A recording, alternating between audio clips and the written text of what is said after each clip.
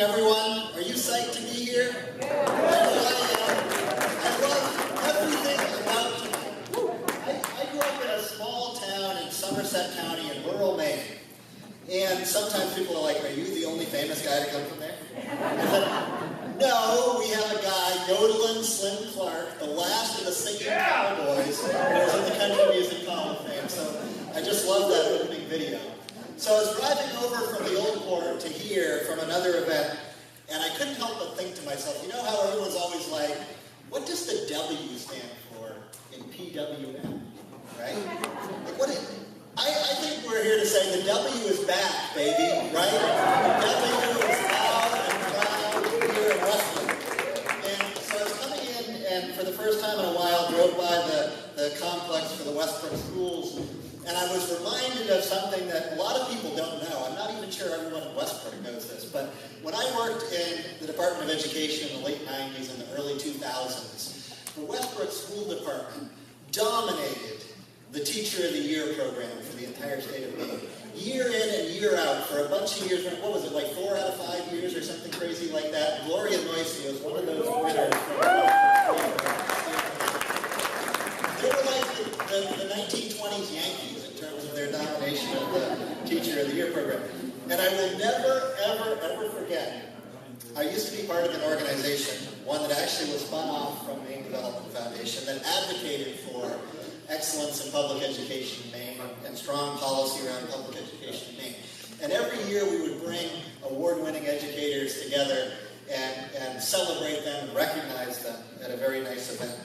And I remember Gloria getting up the year she won and giving a speech, and she said, you know, don't underestimate how important this is for us as educators, because when we're told that we have a special meal, there's usually a spork involved. So we'll never forget that. So we had real silverware tonight. Right, Gloria?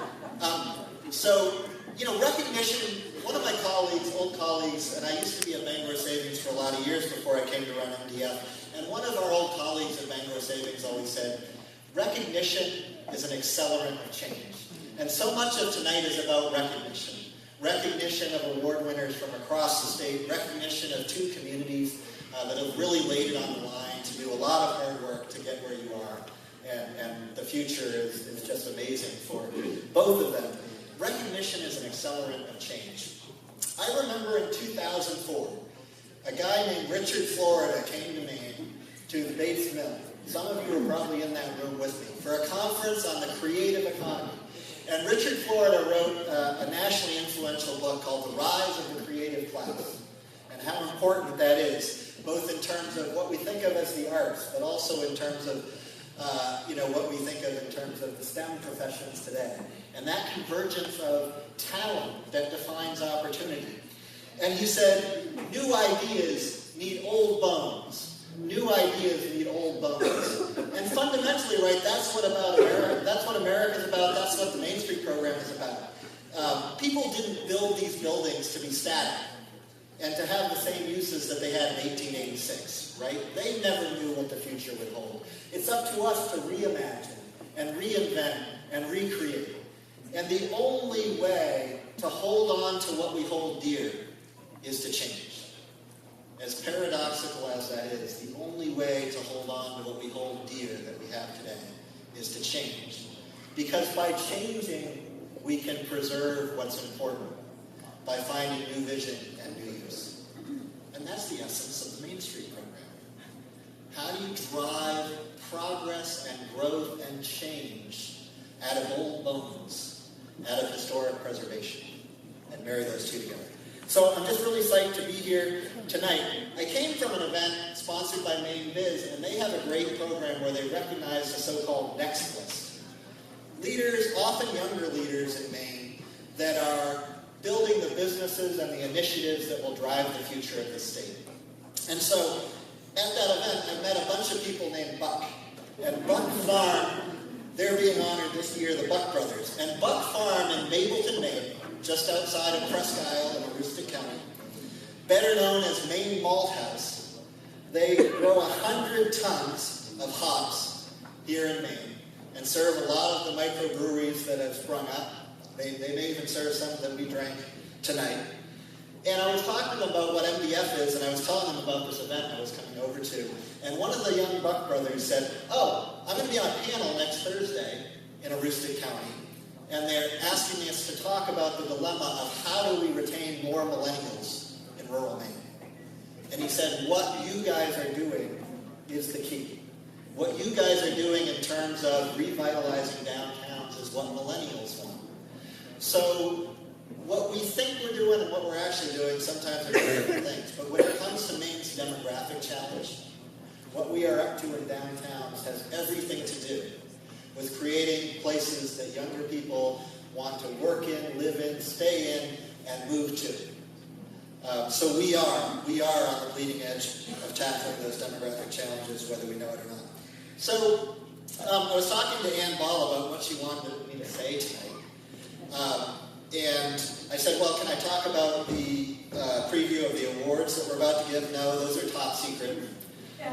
Those are surprise announcements. I said, can I talk about foreshadowing the 2 communities that we're announcing tonight? No, those are top secret surprise announcements. I'm like, well, what can I talk about? It's all a secret. She said, so she gave me a list of bullets. Bullet 1, new program director. I was like, what, are you leaving? It's only been 18 months. So I just want to recognize Ann Ball, who is our not-so-new program director at the Maine Downtown.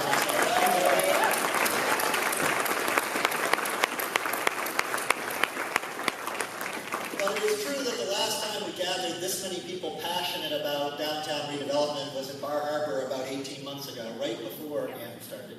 So to many of you, she's still the new face. This night is a culmination of a year of programming that Ann and Robert have helped put together.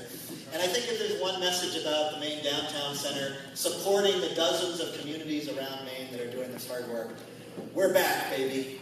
We're stronger than ever, we're more committed than ever, and we're going to help you push this ball forward. So MDF is about 3 things. We're about research, we're about leadership, and we're about cross-sector partnerships. And a lot of our stuff is kind of abstract, think-tanky stuff. And honestly, that is why I love this program so much. Because this is the program that keeps it real, where things really happen due to grassroots energy and engagement. And that makes so much of what we do at the rest of MDF real. So I love the map, which you've seen on the way in, of the dozens of communities that we're working with formally across the state, and many others, keeping it real. But the research piece is important, and I think this is why the Main Street model and downtown redevelopment is going to win. Because the results are unlike the results of any other economic development program in Maine or in America. The 23-to-1 return on investment that Ann is talking about does not happen in economic development. Usually we're debating over whether there was any impact at all. I used to oversee a marketing function, and the mantra in marketing is that half of all marketing doesn't work, you just don't know which half. You know, for economic development, maybe it's 80% of it doesn't work, we just don't know which 80%. So we keep pushing, these many strings in hopes that the convergence of them will create some magic that attracts investment and momentum. But this one works, and you can track it, so the research is there to support what we're doing and to convince funders to invest in this work. Leadership. Everything about this program is about leadership and exercising leadership. There are hundreds of volunteers across the state that are making this work happen. Not MDF, not a handful of funders, not the National Main Street Center. You guys are making it happen. How do we support you to make it happen even more? And cross-sector partnerships. When I think about, I love things that are idiot-proof, right? So one of the things I loved about education reform is I could read Maine's learning results and I could say, yes, I want my kids to know that stuff. Getting there is not easy, but as a layperson, as a citizen in the state, I could say that makes sense. The Main Street model makes way too much sense, right? At its core, what is it? And Ed will explain this way better than I can. By the way, how many of you thought you were getting Star Search, Ed McMahon? I said Robert and Ian, and I get this all the time, Ed, right? Like, do you know the joke about, were you born at a traffic light? So, I share your picture. Where was I? Oh, so the National Main Street Model. Look, you have to have businesses, residents, and government working together. It's the epitome of a cross-sector partnership. And if you don't have all three, you will fail. And it frankly will not take long for you to fail if you don't have a strong commitment of all three.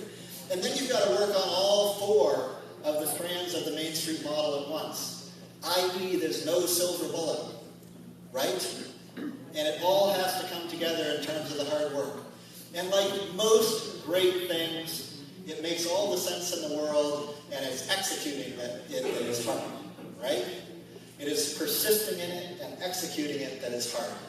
The model is all too obvious.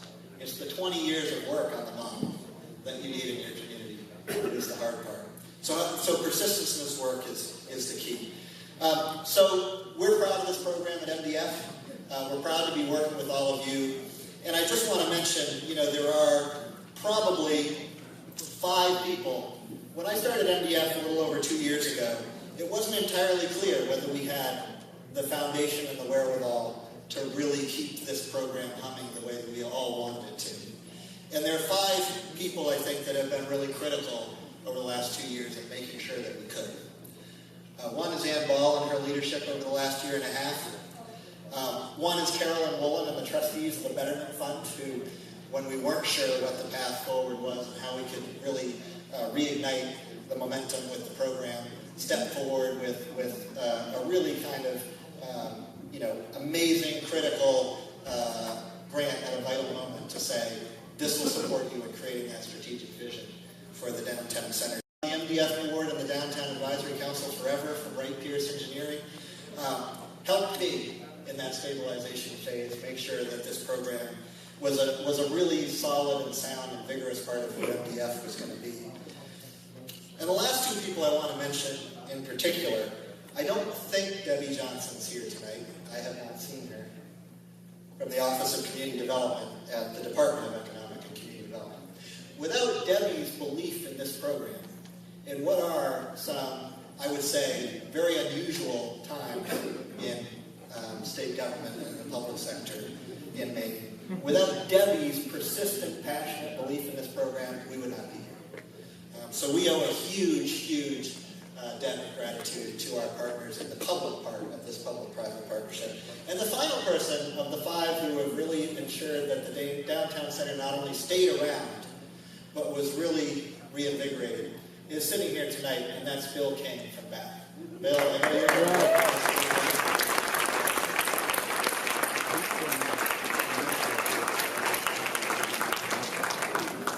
Once we forged that vision, and Bill believed in the vision and in Ann's leadership, he stepped up and wrote an enormous check to make sure the work persisted. And over the next few weeks, we're going to finalize with Bill the terms of a challenge match that he announced at our annual meeting a couple of months ago to write another check, but only if people and foundations and businesses across Maine join Bill and match his effort. You don't find greater friends than someone like Bill, who's the godfather of Main Street Bath and the godfather of the Main Street movement in Maine. Thank you so much, Bill.